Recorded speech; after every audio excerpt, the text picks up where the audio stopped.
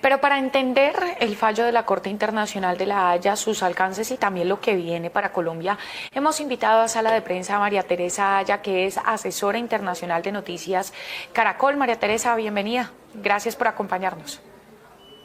Buenas noches, Daniela. Un gusto estar aquí. Muchas gracias por la invitación. Y esta noche también hemos invitado a Walter Arevalo, que es profesor de la Universidad del Rosario. Profesor, buenas noches. Un saludo a todos los presentes y a la audiencia, muchas gracias. Bueno, María Teresa, empiezo con usted hablando de este tema que por supuesto en este momento nos acata a todos, ¿no? Porque es una nueva decisión de la Corte Internacional de La Haya sobre un fallo, sobre lo que tiene que ver con la soberanía. ¿Qué tanto nos afecta la decisión que ha tomado la Corte? Esta decisión, en la que no se tratan temas de territorio o de extensión marítima, es una decisión que nace del fallo del 2012 de una demanda que interpone Nicaragua en noviembre del 2013, antes de que se hiciera efectivo el retiro del Pacto de Bogotá de Colombia.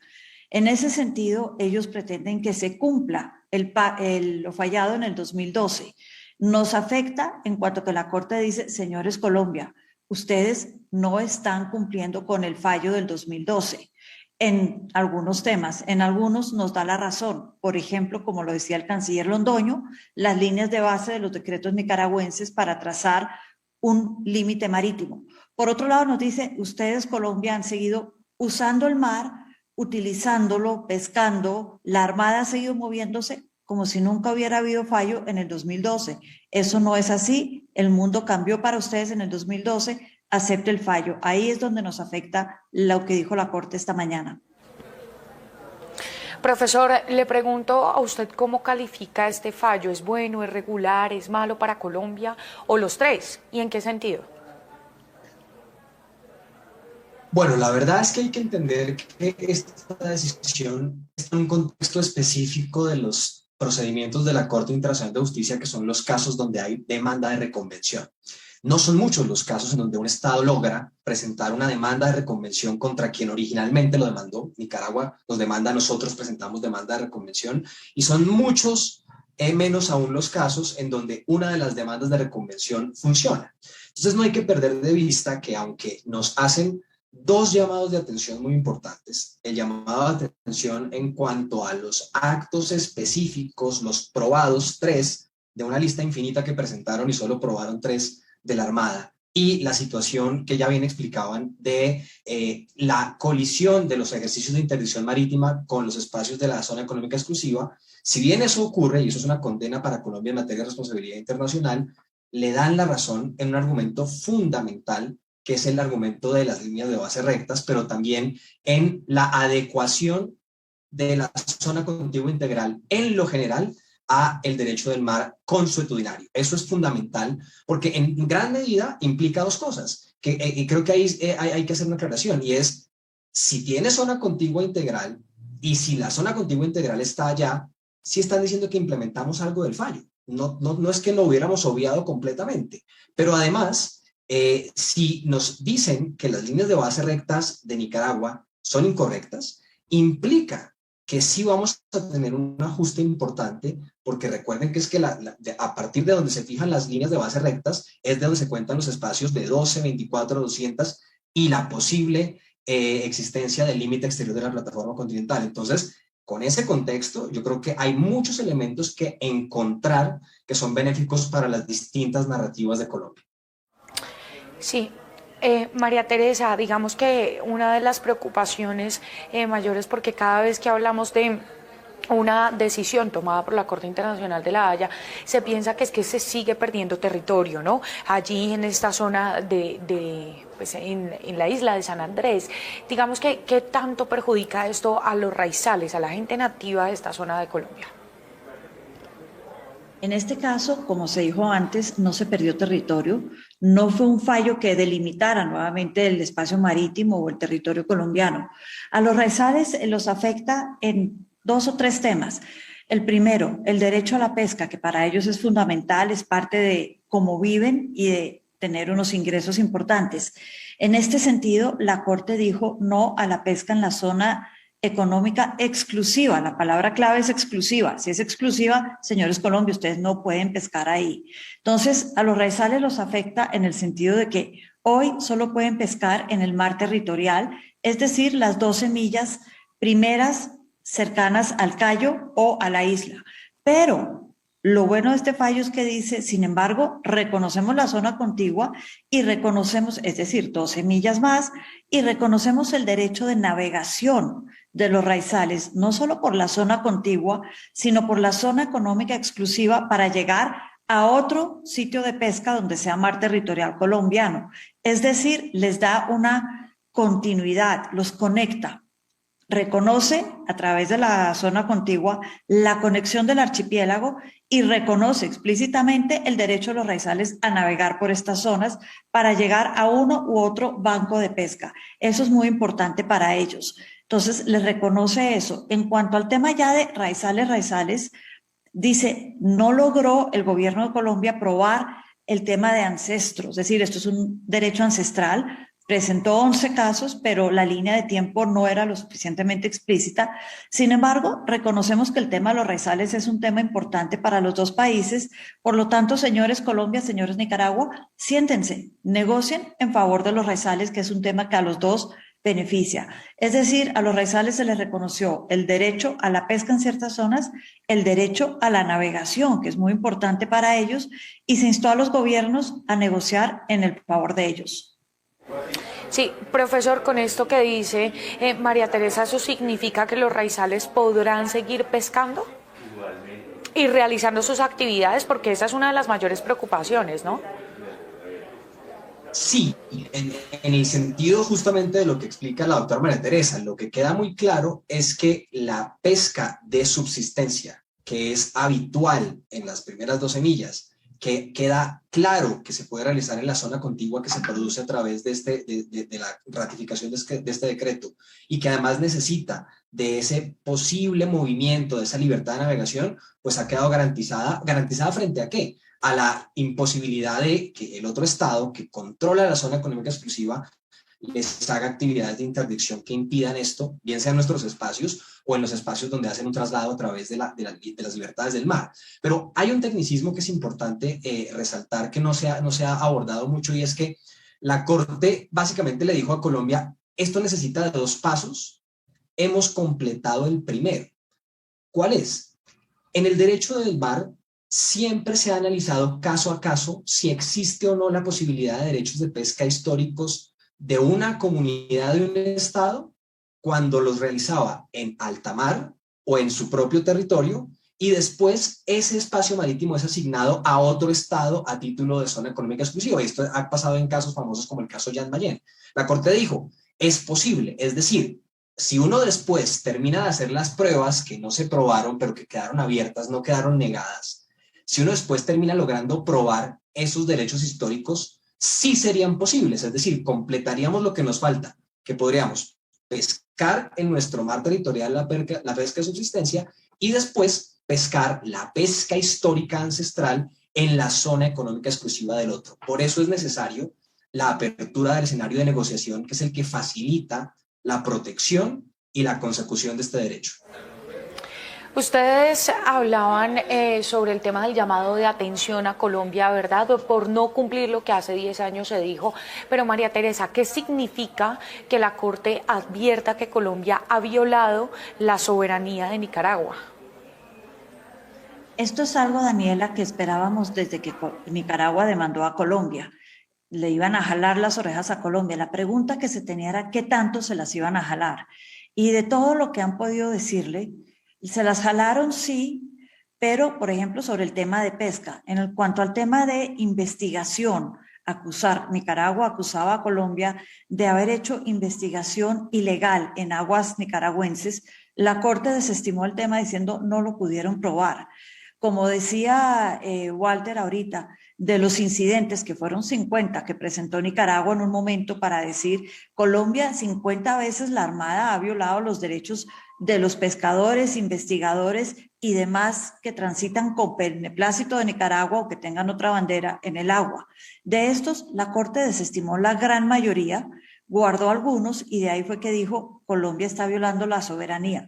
Esto se veía venir desde el día de la demanda. Sin embargo, hubiera podido ser mucho más fuerte, hubiera podido decir, además de la pesca, la viola haciendo investigación, además de los 3 incidentes que quedaron, la viola en 50 incidentes o más, hubiera podido ser un jalón de orejas mucho más fuerte. Nicaragua había pedido una compensación económica, la Corte le dijo, no hay lugar a una compensación económica por parte de Colombia, porque los barcos de pesca que paró la Armada no les pasó nada, no se dañó la mercancía, no se dañó la pesca. Nicaragua decía, mantengamos el caso abierto ante la Corte hasta que a Colombia se le ocurra acatar el fallo. La Corte le dijo, no hay necesidad, ya Colombia está advertida, no hay necesidad de mantener ningún caso abierto ante la Corte. Se cierra el caso con este fallo. En eso sí nos jalaron las orejas, pero tal vez no tan duro como a Nicaragua le hubiera gustado. Sí, profesor, usted hablaba del tema de la Armada y María Teresa lo toca en este momento y es que justamente cómo se puede interpretar en el fallo de la Corte el tema del papel de la Armada en la zona. Lo podrá seguir, digamos, puede seguir haciendo presencia, pero de la misma manera, realizando el mismo control. Lo que primero hay que resolverle a la Armada, definitivamente, es ajustarle el decreto de zona contigua integral, porque es el primer mandato espacial en donde ellos van a sentir que desde el orden jurídico interno, que es el primero que evocan los agentes del Estado, tienen o no unas potestades. Si la sentencia de la Corte pide ajustar la extensión de esa zona contigua integral, es lo primero que hay que hacer para facilitarle la vida a la Armada. Lo segundo, en las zonas económicas exclusivas, en los mares territoriales y en las zonas contiguas, las armadas tienen distintas funciones y además hay distintos derechos de paso. Y hay distintas obligaciones en materia de interdicción marítima, hay derechos que pueden ser, por ejemplo, el derecho de persecución en caliente, distintas situaciones. Lo importante, lo esencial y lo que más recalcó la Corte es que la Armada no reitere la más clara ofensa desde el derecho de la costumbre en el mar y desde la CONVEMAR, que es lo que invoca Nicaragua siempre, y es el impedimento de las actividades pesqueras y económicas en la zona económica exclusiva del otro.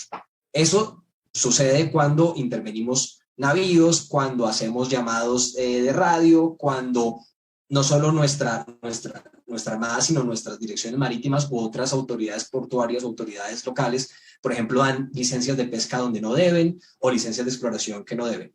Mientras contengamos esa tensión, los agentes del Estado colombiano estarán en cumplimiento del fallo, independiente de lo que se vocifere políticamente. María Teresa, ¿cómo queda este fallo? ¿O cómo queda más bien con este fallo la integralidad del archipiélago colombiano, sobre todo el paso entre los cayos? Hemos hablado, Daniela, de la famosa zona contigua integral. Esto es la que marca no solamente los derechos de la Armada, como decía Walter, la zona contigua es donde ellos pueden ejercer una jurisdicción en temas de seguridad, de delitos, de migración, de aduana, derechos fiscales, pero también al agregarse estas 12 millas contiguas a las 12 millas del mar territorial, encontramos que se traslapan las aguas y hay una conectividad entre islas que antes habían quedado enclavadas, es decir, separadas las unas de las otras. Esto genera, por decirlo de alguna manera, un camino entre las islas y cayos que conecta al archipiélago, le da una integralidad. Sin embargo, hay que decir que el fallo dice que este camino que Colombia enmarcaba dentro de un cuadrado mucho más amplio, la Corte dijo, no, señores, ustedes tienen derecho al camino por la zona contigua, pero esto de enmarcarlo en una zona más amplia, tienen que cambiarlo.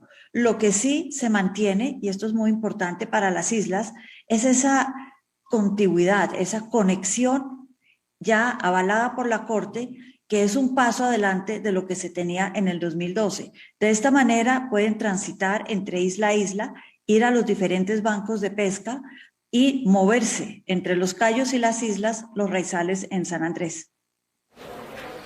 Profesor, ¿cómo creen que le fue a Nicaragua? Porque en efecto tenía muchas peticiones, pero no todas fueron acogidas. Sin embargo, ¿termina ganando?